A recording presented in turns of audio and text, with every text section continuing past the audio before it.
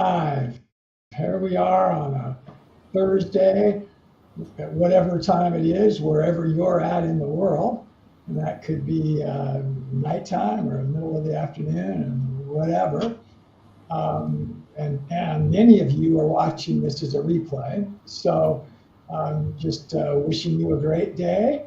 And I'm excited today in our Talk with Wayne session to have Scott Steele with us, who's going to just be chatting with us and no presentation that he's got. And he's one of our board members on our advisory board. And we had an advisory board meeting recently, and he was very helpful in some of the things that he talked about with us. And we asked him if he'd like to come on with us, and he said yes. And so that's why he's here. So let's just talk about a couple of logistics. As you guys all know, some of you that are new, if you are, we've got a little board over on the right where you can either raise your hand if you'd like. If you put that little thing, we'll actually acknowledge you and try to see if you can turn your microphone on and let you come on and talk with us. If you want to put something in the chat, you can click on the chat section. We also have a Q&A, but frankly, that chat works better because everybody sees it then, and that way we'll all be able to see it. It's me, Wayne Dorband here, the host, and then Mark and Arib are also on with us. They're in the background, and there's Scott in the foreground now. And I think we're ready to get started. So, Mark and Arib, do you have anything before we get going? No, I think, yeah, no, I'm just looking forward to this session. Thank you so much, Scott, for being here. And yeah, I'm just looking forward to it. All right. Cool. Well, Scott, we were talking about this just a little bit before. Tell us where you're at in the world, because again, our guests are all over the world, and tell us about why you're there. So I am currently living Central Coast of California. I've been here for about 7 years. And for those of you that are trying to figure out exactly where it is, I'm almost exactly halfway between San Francisco and LA. Takes me about 3 hours to get to San Francisco. Takes me about 3 to 5 hours, depending on traffic, to get to LA. And the town I live in is called Grover Beach. And I was just mentioning to the guys here a moment ago, if I lean out the window of my house, I can actually see the Pacific Ocean. So it's kind of a nice locale. Those of you that know the area a little bit, you'll have heard of San Luis Obispo and Cal Poly, which is one of the preeminent agricultural schools on the West Coast. So I'm within. I need a really good arm to throw a rock and hit it, but it's not far away. So that's where I am. And I got here because of family. My wife's family is from this area. We moved here in 2017 because we were the ones who were capable of moving and be here to support the family. So that's why we're here now. And keep saying that you're gonna pry this place from my cold dead fingers. I'm home. I'm not going anywhere. So. Isn't that cool that be in a place where you can feel that way about it? Yeah, it really is. It really is. So, but that's where I am. Cool. This is a Cal Poly question that maybe it's an opinion one for you. This is not something based on any stats. You said preeminent ag school, and it is. And I think that there's been a lot of discussion through the years about what is the more preeminent ag school in California, UC Davis or Cal Poly. I'm sure that the opinion's biased there, but what do you hear about that, or did they even talk about Davis? Well, I have spent a little bit of time up near Davis, and you're right. There's a strong level of opinion about which is a better school, and here's the way I look at it: is they're both exceptional places. And you can't really look at them and say, well, one's better in this area, one's better in that area. They both have very strong diversity. in what they teach in agriculture and environmental sciences. So I would almost say that they are lockstep in each other, from my opinion. But again, if you, I'm sure if I bump into a professor I know over at Cal Poly and ask him the same question, I know exactly what his answer would be. So I'm a Californian, and most of our audience knows that, and I attended two different UC schools, and also what was at that time called a state university school. mm-hmm. So I attended UC Irvine, and I got bachelor's degrees there, a couple of them, and then I attended University of California, San Diego for grad school, and then San Diego State also for grad school. So I had a joint program between San Diego State and UC San Diego. At that time, there was a pretty big distinction between a UC school mm-hmm. and a state university, and the state universities were looked down upon, and entrance requirements were quite a bit different for the state. That's changed now, hasn't it? I mean, it's probably just as hard to get into UC or to Cal Poly San Luis Obispo as it is into UC Davis. I don't know. Do you know? Yeah, it is challenging to get into to Cal Poly, as I understand it. And I think part of it also is what you're applying for as a major. You pick the right major where not that many people are trying to go there. Well, and your chances are a little bit better. I do think that the state schools are still slightly below in regards to the perception of quality to the UC system. So I think it's still like, if you are going to Chico State, entrance criteria there are not quite as difficult as if you wanted to go to UC Davis or UC Santa Barbara is a really tough school to get into, especially if you're trying to get into engineering. So speaking now back on a personal level, tell us a little bit about how you reached the point you're at in your professional career, and then we're going to talk about that. But tell us a little bit about your profile through through the years as a professional side. Well, let me start off with my background in education. So I grew up on a small dairy farm outside of Pittsburgh, Pennsylvania, actually the town Punxsutawney. And this was back in the, I graduated from high school in 1978. I had heard about computers, but I didn't know what they were. But I knew a lot about soil. I knew a lot about cows. And so when time came for me to pick a major at Penn State, of course, I decided to go into agronomy. And I studied agronomy. I got my degree. I was lucky in that the U.S. Department of Agriculture Soil Conservation Service, which no longer exists, wanted me to come be a soil conservationist and a soils engineer. So my first job out of college was to do that. And I spent about 8 years there.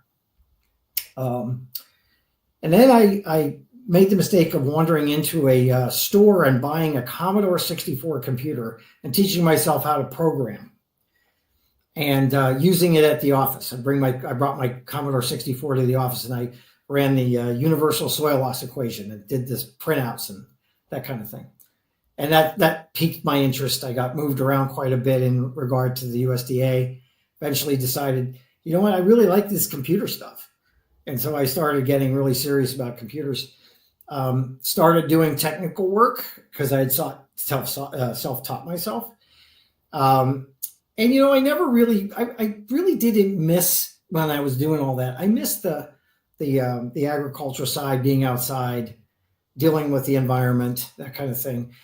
But at the time, the money was much better where I was at and what I was doing. And over the years, I brought myself up through the ranks at several large organizations, including AT&T. At one point, I'll brag a little. At one point, I was responsible for the network logon system, which ensured that 350,000 people got to log in every day. That was my team's responsibility. And then I spent 22 years at AT&T, learning a lot. And at the end of that time frame, let's say the last 5 to 6 years, I really started to recognize my passion for people. And so now I went and got a master's from Colorado State in organizational development. I built a number of programs inside of AT&T, which I'm now leveraging in my business, the Steel Method. About a year ago, I made the hyperleap to say, you know what? I think I'm done working for corporate America. I think I'm going to go ahead and start my own company. And so that's kind of a snippet in amongst all of that. You know, I've lived in places like Atlanta. I spent a little time in Dallas. And of all the places I've lived, the most favorite is here in California. So I'll just go on to say, you know, I've maintained my passion about the environment. It's something that struck me at a very young age. I remember as a 7-year-old, I wrote an article for the local newspaper about how bad things were in Lake Erie and how we had to do something to stop the pollution that was going on in Lake Erie. And so I've come through it honestly, I think. And today, with the work I do, one of the things I work toward when I work with a client is to help them recognize the value proposition of doing the triple bottom line. So put your people first, the planet second, and then your profits third.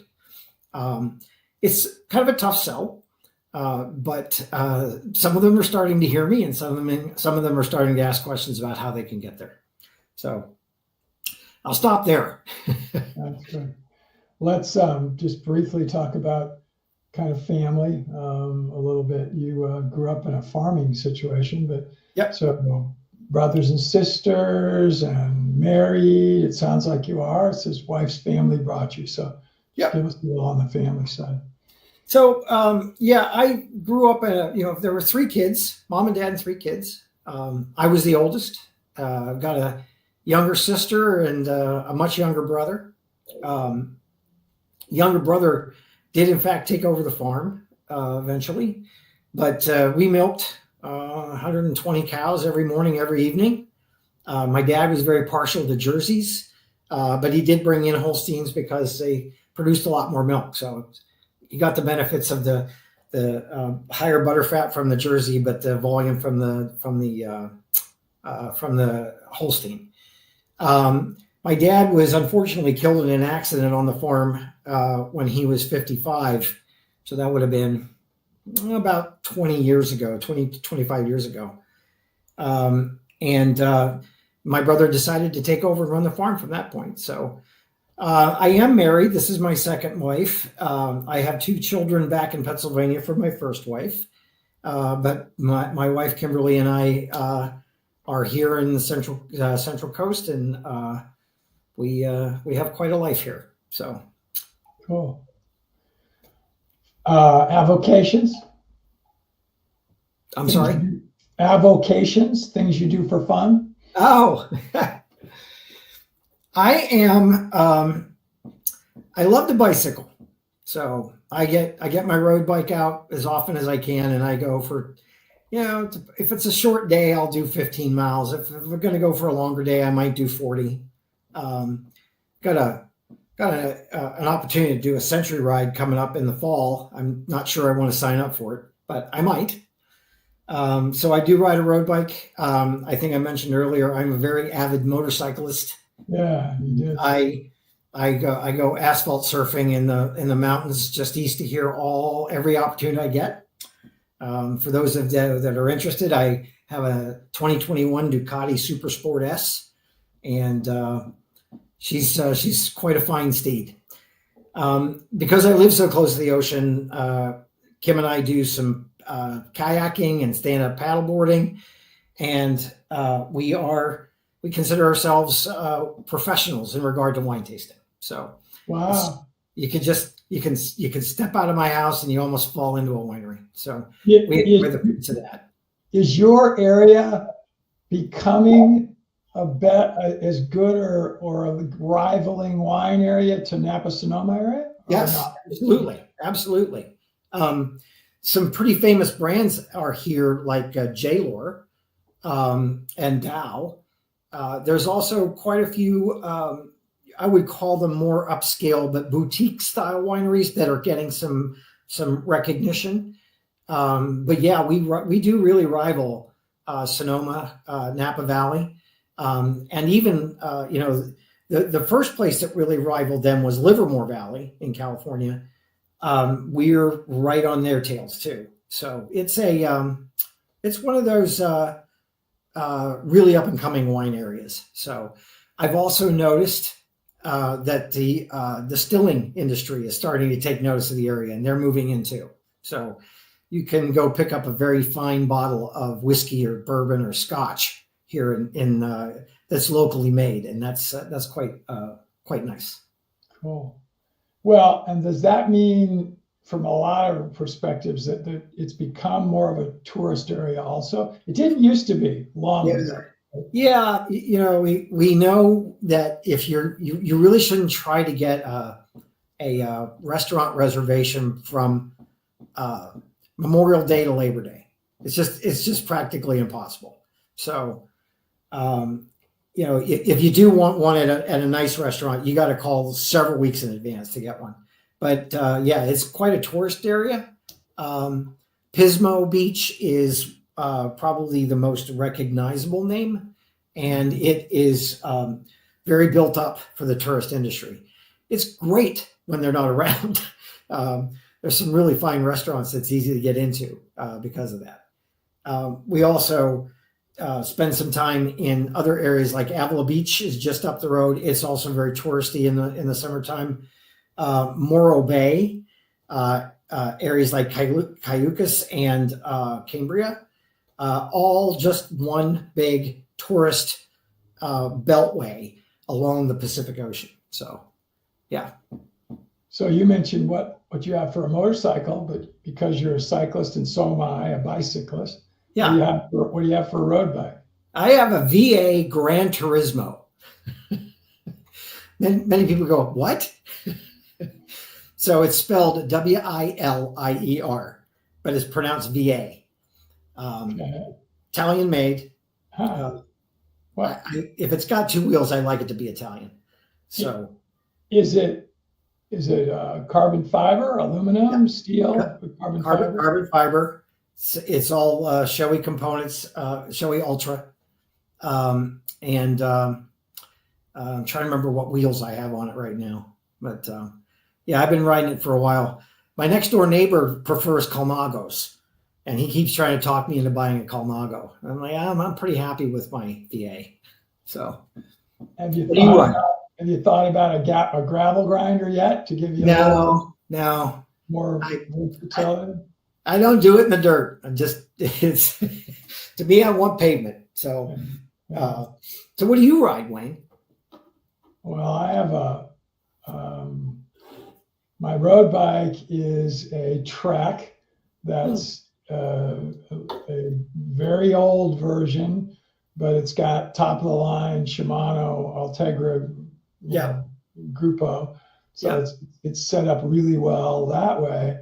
But I just love the frame. It just works well for me. Yeah. I've begun to ride my gravel grinder more though, because it's not that I ride it off road, but I've got a lot of roads that I go on where there's, the shoulders are just not good. And I mean, they can get a little dangerous, especially going downhill on gravel. Yeah. So I bought a Trek Diverge, which is a carbon fiber frame. It's set up a lot like my road bike. So it feels a lot like I'm riding my road bike. But I just made the plunge into something that I swore I would never do. I bought an e-bike, and it's a mountain bike. So it's got dual suspension, front and rear, and I mean, if you didn't have the electrical component of it, it would be a very nice typical double suspended geometry for a mountain bike. But I got to where I really love to go downhill fast on a mountain bike, but I couldn't do some of the climbs. I literally would have to get off and walk the bike. Oh my! Some of the steeper climbs, and so I demoed one about a month ago. I demoed several, probably 4 or 5 different ones, and I'll swear I can go up anything on this thing so now I don't have to worry. I can go up trails in the snow. I can go through muddy creeks in this thing and not have to worry about, jumping off and walking through the water because I got stuck or something. And it's not wide tire. It's a typical 27.5-inch rims with a typical mountain bike tire on it. So nice. Anyway, I still don't ride it when I'm going to do what I would typically be doing, road riding and so on. Yeah. By the way, don't be afraid of that Century. If you're doing 40-mile rides, you'll easily do the Century. Don't worry about that. You can get that done. I went through a racing phase in my time frame back some years ago now. My son was on the U.S. national road cycling team. Oh, wow. And how incredible is that? He raced all over the world. And so we traveled, following him around as he raced. And I rode a bike recreationally before that, but never at the level that I started to ride once he showed interest in it when he was like 11 or 12. And he actually was probably even a better mountain bike cyclist, but at that time, and he's 47, so this was 25 years ago or more, or actually closer to 30 years ago when he started. Well, no, longer than 30 years ago. He was that much better on a road bike than a lot of people were, and he got recruited to the U.S. national team. So it was literally circumstance that probably moved him more towards road cycling. Wow. And, there's a lot of the really good road cyclists that are very good on bike handling skills, but most of them aren't. Frankly, most of them are not that great in road handling skills. Yeah. And some of them can't even jump a curb, and which you probably should know how to do if you're going to ride. I would think. Yeah, I would think. So anyway, we'll get to the steel method here in a little bit, just a second. But lots of questions out there in the audience. We'll get to you all. And Robert, thank you. And it looks like you must have had some connection problems a little earlier because you were on and off.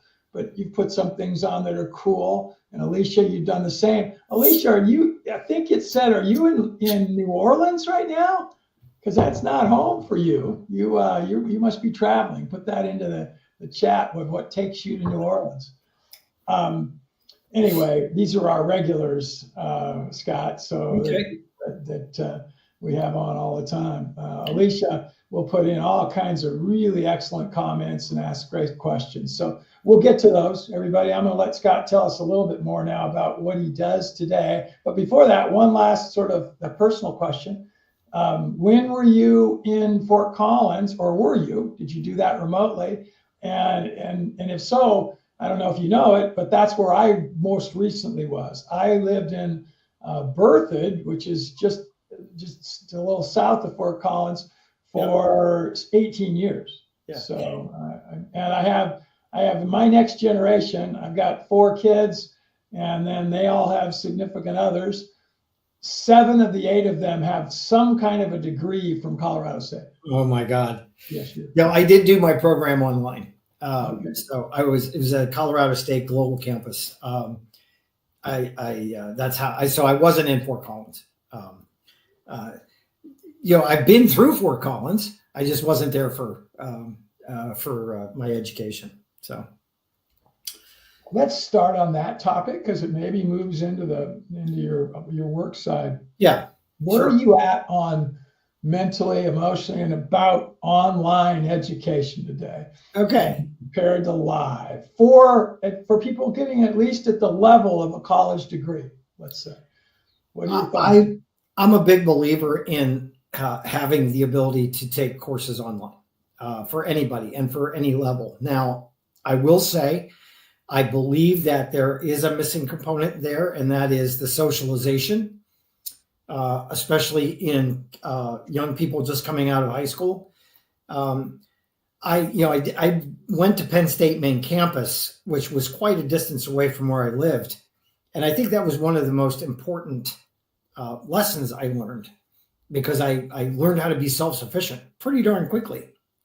But I also believe that it is an appropriate way to get a good education that can be useful without having to break the bank or go into a significant amount of debt. I think that an online education is a good way to go about doing that.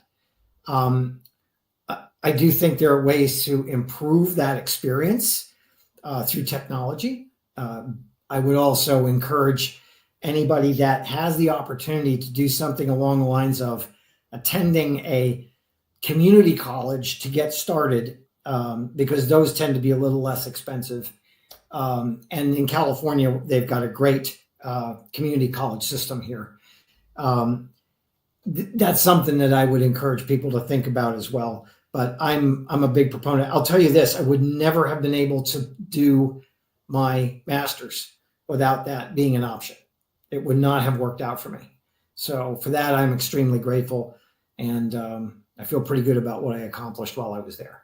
So our California community college is still free.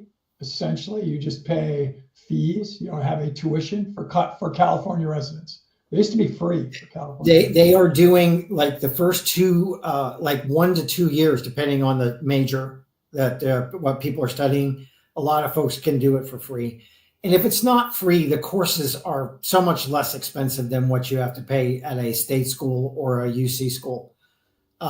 So, you know, the one that I'm closest to that has the best reputation here is the Allen Hancock School. And they went beyond just finding a way to make it easy for kids to go to college. They're now funding. They have a program where they build a philanthropic organization that raises money so that any student wanting to come to Allen Hancock can come for their first 2 years for free.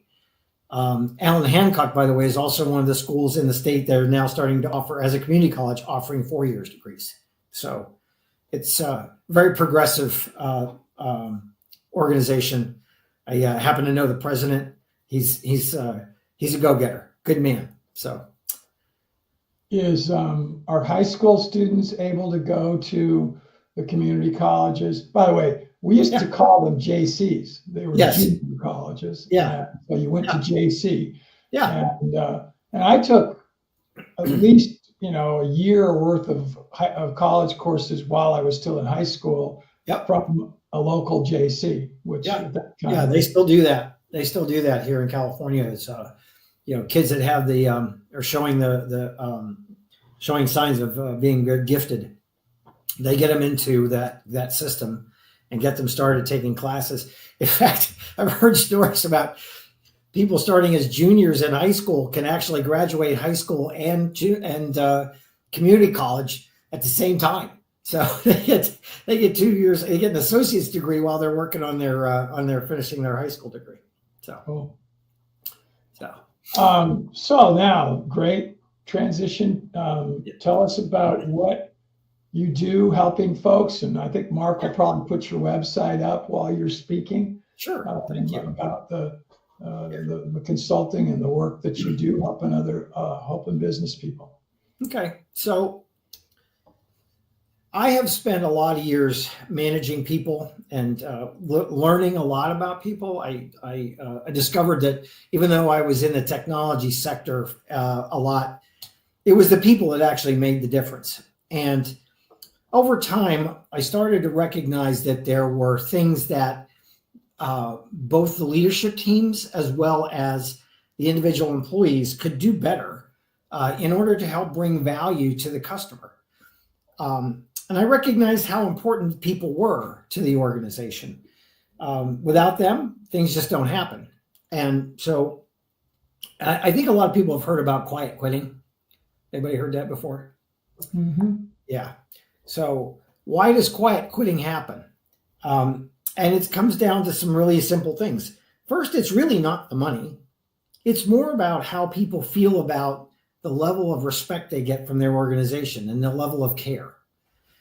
I saw that people weren't able to produce in their jobs because, quite honestly, they were never told what they needed to produce. So I started building the STEEL method as a way to help organizations, especially the smaller to mid-sized organizations who don't have an HR infrastructure that can support this. So I started talking in terms of, well, how do we go about ensuring first that the employees know what's expected of them? And so the first step in the STEEL process is we review the organizational goals over the vision period to determine what it is they need to accomplish. You'd be surprised how many companies don't really know. They're kind of like, oh, we just got to get through next quarter. And if you want to be in survival mode, that's great. If you want to be in growth mode, you really can't do that. So I start working with the organization to find out what the goals are. I then align the employees' goals with the corporate goals. So I'll take and sit down with managers and say, what's your segment of the goals for what do you have to do in order for the company to meet its goals? They define that. Now, let's take it to the employees. What does each of your employees need to do? And we build individual goal sets for each employee. Next thing I do is I talk with the employees and I say, you're probably not feeling all that great about your job because, well, people just don't seem to appreciate you. And here's a little secret. You have the power to feel good about what you do. So I bring in my contributorship training. And contributorship is, it's 6 different lessons that occurs over a 15-week time frame. Again, it's an action learning based system where I give them material that they need to ingest. I give them a business problem that they have to solve based on that material. And I make them work through it as teams in order to be able to come back and say, here's how we should solve this problem using the material that we just learned. And if you scroll down a little bit further on the web page, you'll find a block that says for employees. If you get down to that section, go click on that block. This will tell you a little bit more about, there you go. Keep going, click on the explore button. And this will tell you a little bit more about contributorship. So contributorship, again, it's when employees accept responsibility for the value that they create for themselves, for their organization, and for the organization's customers. So scroll down a little bit further, you're going to see the list of attributes and skills. Yeah, keep going. There we go.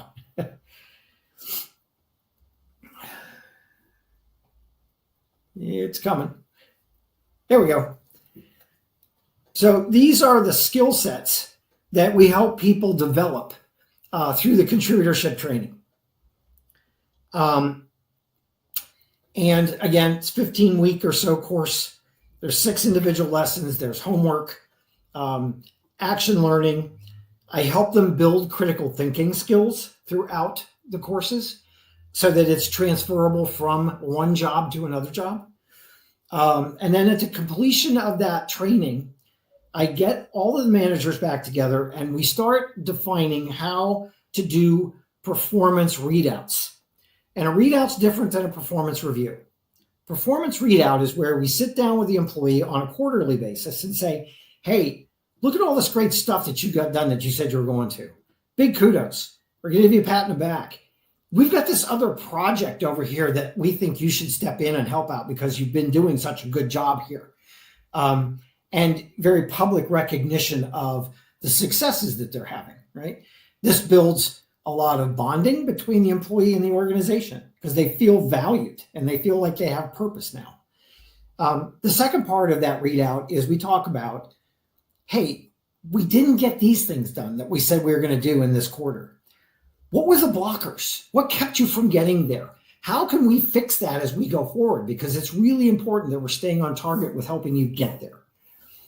Establishes that we care about you as an individual and an employee. And by doing those couple things, we've seen that employees aren't looking for jobs anymore. They're very, very content with where they are. Now, there's one small caveat, which I don't address, and that is you got to pay them what's reasonable, right? So if you're not paying your people well enough, none of what my process will do will help you. They're going to go somewhere else where somebody's willing to pay them the right amount of money. But at the end of the day, when we're finished with this, at the end of the year, the employees have gone through 4 cycles of feeling as though they've had an opportunity to make an impact on the organization. They see the value that they bring, and they understand how they've impacted the company's ability to deliver value to the customers. I wrap it up with making sure that every employee has a career development plan and an education plan that extends for at least a 3-year time frame. Now, plans are what they are. They don't always work out, but it's better to have a plan that you can adjust when things change than to not be following the plan. So therein is what the STEEL method is, and a bit about contributorship. As I mentioned, I'm going to be launching contributorship online courses in the fall. I'm in negotiations right now with a couple of companies that will provide electronic badging. So once you take the contributorship class, you'll get a contributorship badge that you can put on your LinkedIn profile.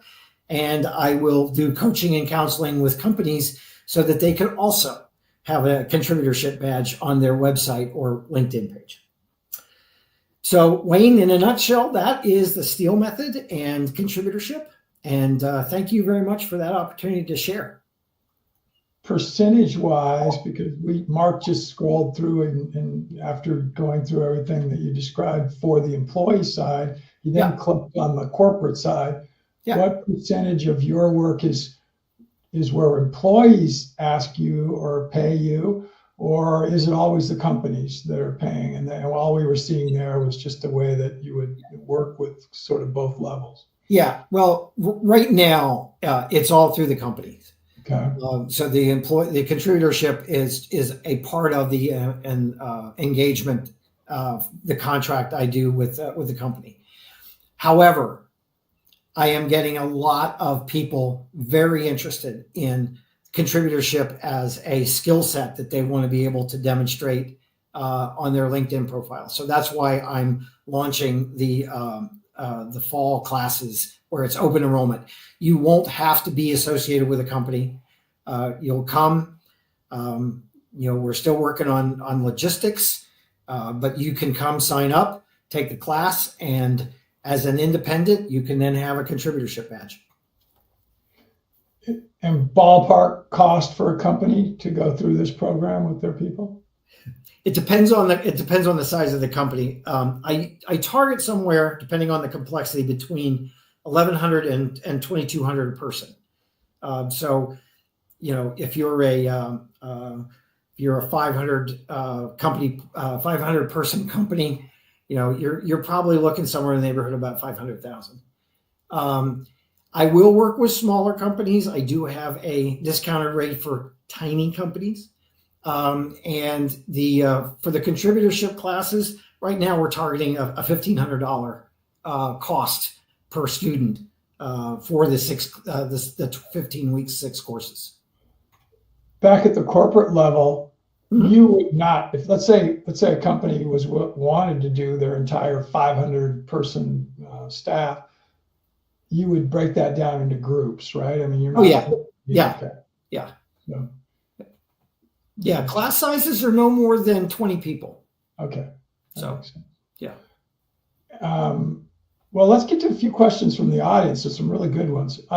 You don't need to look at them. We'll go ahead and get them. Alicia asks, is this like calibrated contributing? And I'm not sure that's something that she's aware of, or maybe she's read about it, whatever. But yeah.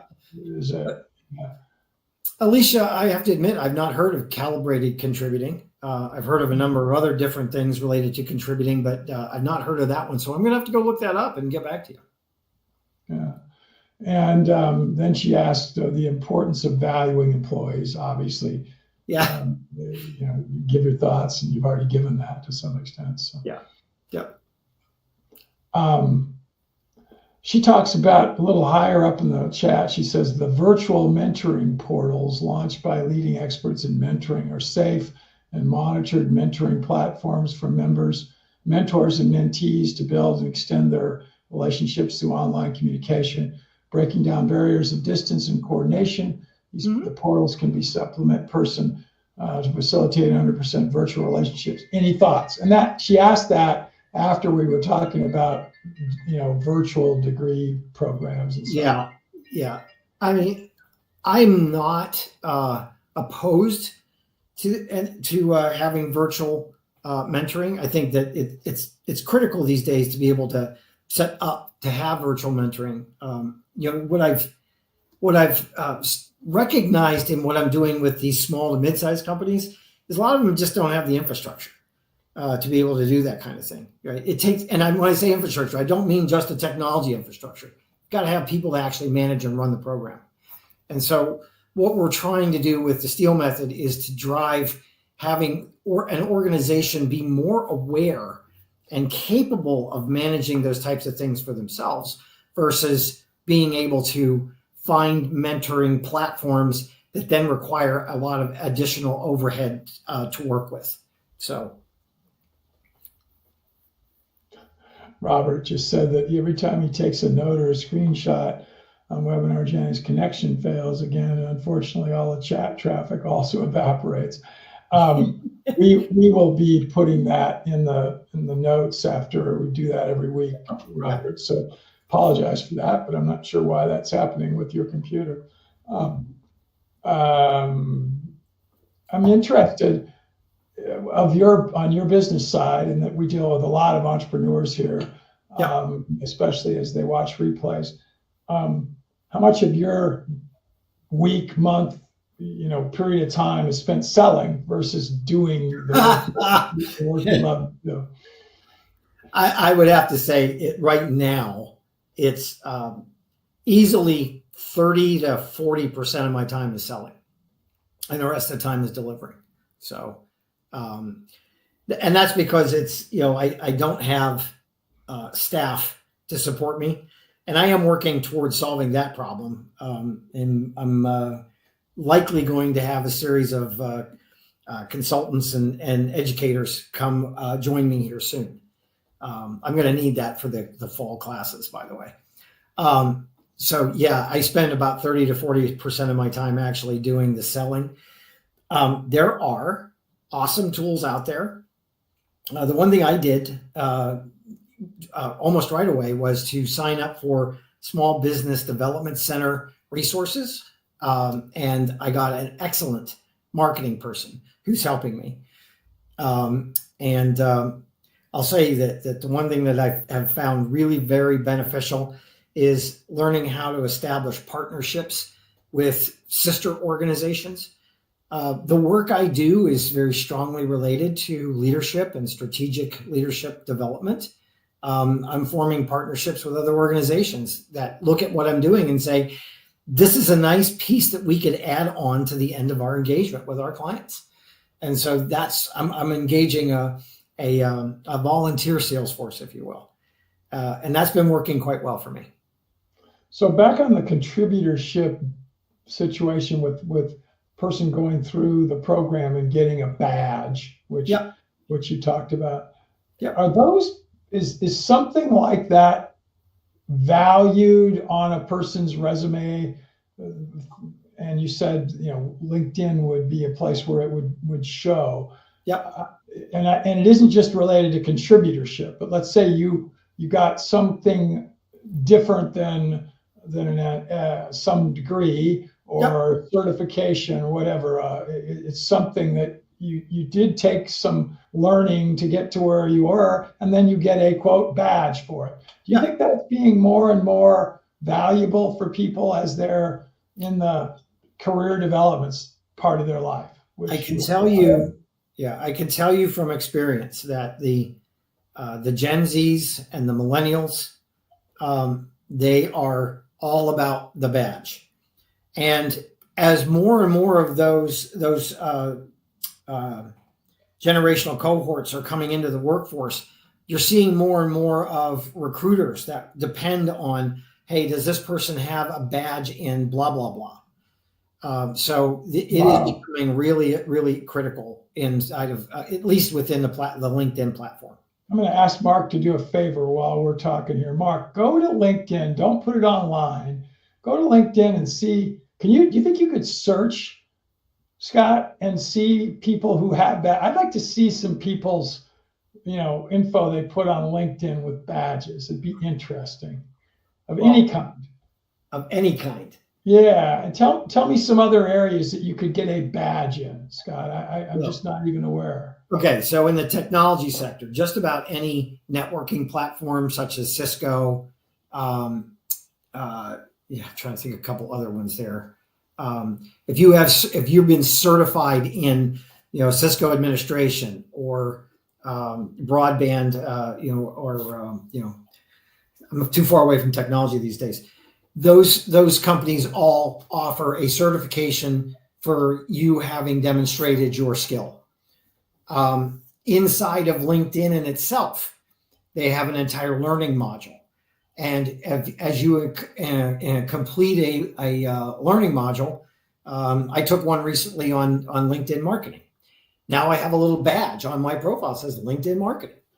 That I took that course. You have the ability to share your screen. I see you looking on yours even a little. Yeah, I'm trying to get to my profile now so I could actually pull up the ones that I have. So, and then Alicia just chimed in. This is a great topic. I hope the audience enjoy. She talks about employee recognition badges, being digital symbols. So could individual companies give a badge for something that a person achieved? I'm assuming they can. They absolutely can, yeah. Okay. So I'm scrolling through my thing here to find the right places that. Alicia, so she says, so we need to be certifiable. You realize that might be a term from our generation, Alicia. That may not even be. You may have to explain what you mean by that. So, yeah, I get it. I understand. Yeah, I mean, she's certifiable usually means you need to go into an institution. Yes, certifiable. So I know that's funny.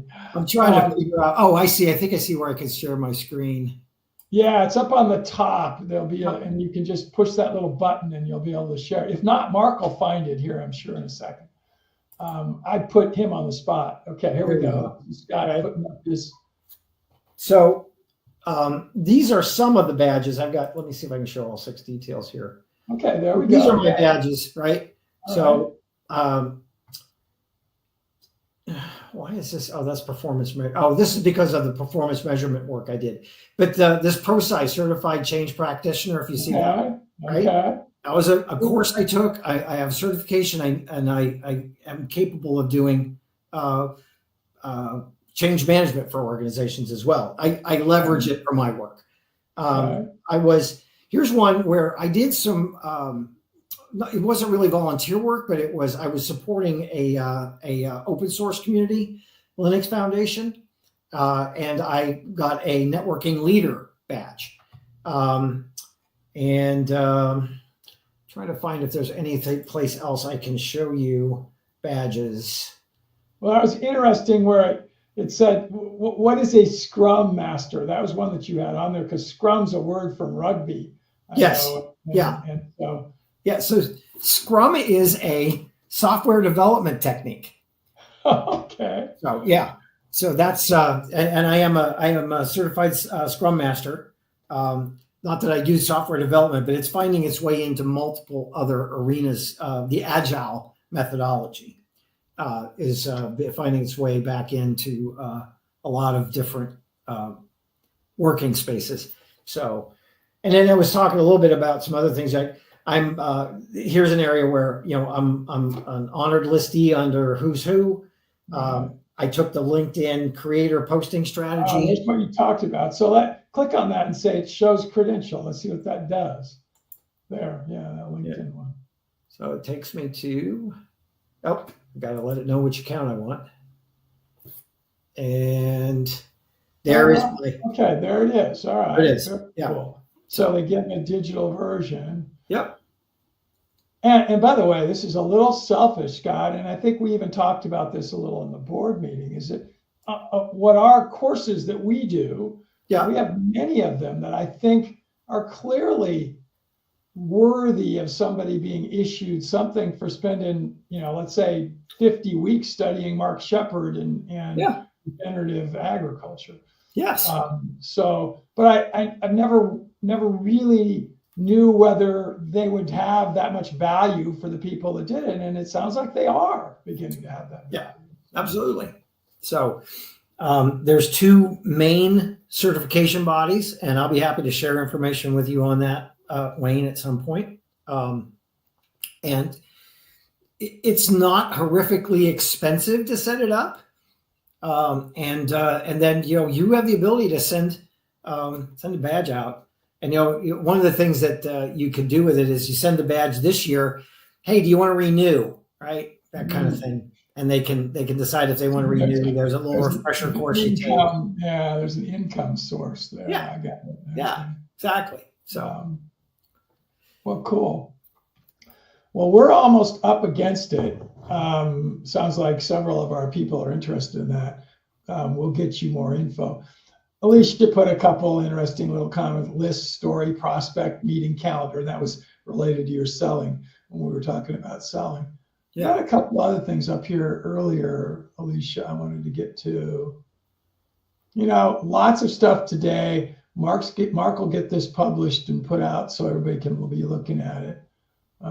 There's a bunch of talk about, not your topic here, but Alicia, I'll get to this. This is about her question about, it's a great one, eco-custodians and global litter decomposition. I'll talk about that at another time. I'll make sure we remember to get into that.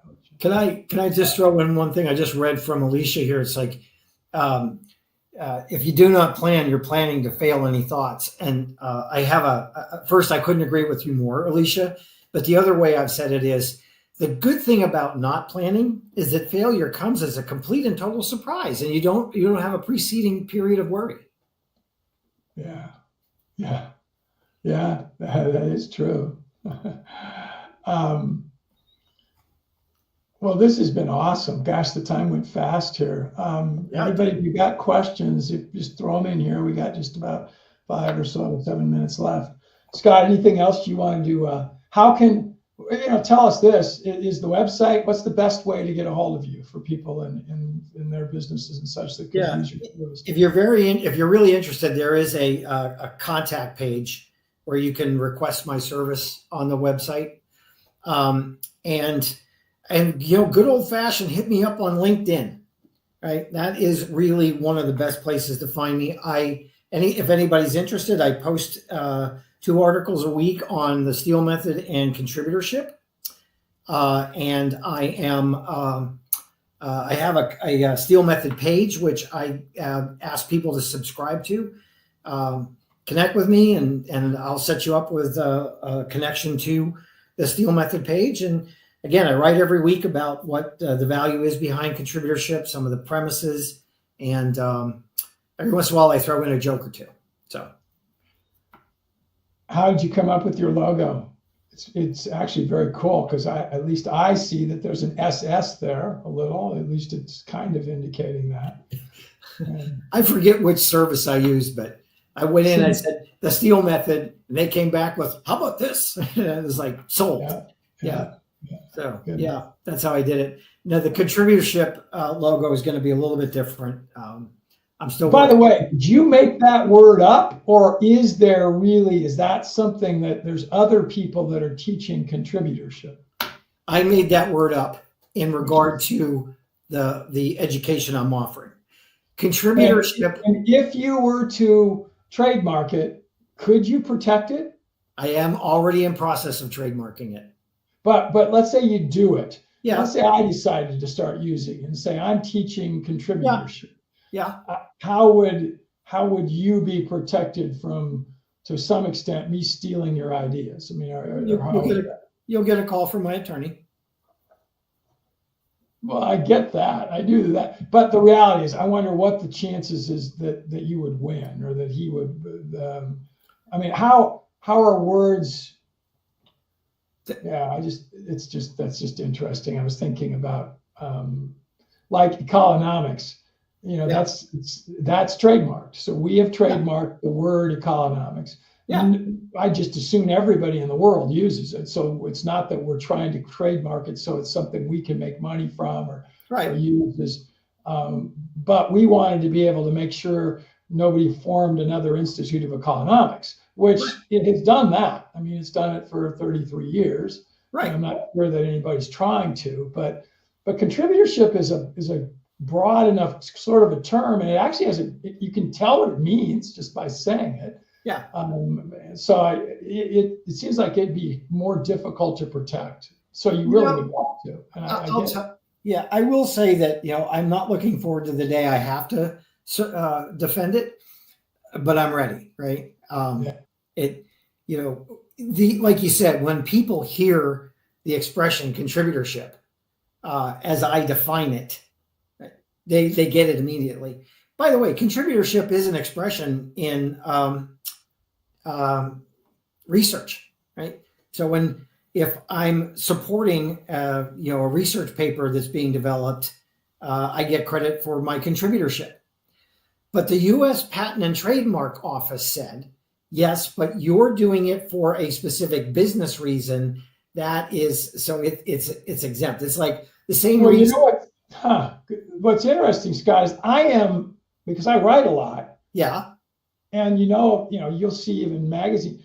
I'm a contributor to a lot of different things, but I've never put it in the context of the word that you have created, contributorship. Yeah. And I'm probably a little more sensitive to this because that word economics is one that still not very many people know. And Dennis Weaver really believed back when he created it that it had some value. So he did trademark it. I mean, I think, again, we were formed in 1993, and I think Dennis trademarked the word in 95. So just a couple of years later. Yeah. So, yeah. Oh, hey, everybody, you should all know this. It's not cheap to maintain your trademark status. It's not. So it's something you better be careful, better want to do, because and you can lose it if you don't necessarily lose it, but you can. So there's a lot of rules and regs that go around it. And I had to teach myself that process pretty quickly. So Robert, I hope you were joking. You said here in you said the Steele method for distributorship. I don't think he ever used that, but maybe you said your connection's not the greatest, so it is contributorship, not distributorship. So, well, I love it, Scott. This has been fun. It has been. Definitely would love to do it again, and I hope you maybe get somebody from our membership that'll want to use your services and find out more about it. So I hope that works that way, and I hope that maybe when I come over, and I used to surf Pismo. I used to do abalone diving right off of Pismo, and I doubt there's even any abalone there anymore. I hope there is, but there weren't for a period of years. I don't see it happening. We're just now getting back to clamming. So, when you paddleboard, do you go out past the surf, or do you actually paddleboard surf at all? I go paddleboard over at Avila Beach, and I stay inside the harbor, although I've strayed out past the jetty once or twice. But I tend to stay close to shore. There's a lot. That can be really fun if you decide you ever want to do it. I might have to take that. Because I'm a surfer, and I've heard this from others. It's easier. It is an easier to be able to do it and to feel like you're not going to be falling off all the time. Yeah, exactly. Well, again, I don't see any other questions. We should be asking our AI. Alicia, Robert says that, Alicia. Yeah, that's right. The only thing permanent, death and taxes. Yep, all right. It's funny we say that, death and taxes be permanent. I don't know if that necessarily is something that you'd say, right? But because I don't think taxes is something that have been done all through human times, although maybe something like them has, right? Mhm. Yeah. Anyway, well, we're at the top. Any other comments from anybody? Give a couple seconds here. Mark's shy, by the way, about being on video. That's why he puts his image up there rather than being on video. Well, I just want to say thank you for having me. This has been a lot of fun, Wayne, and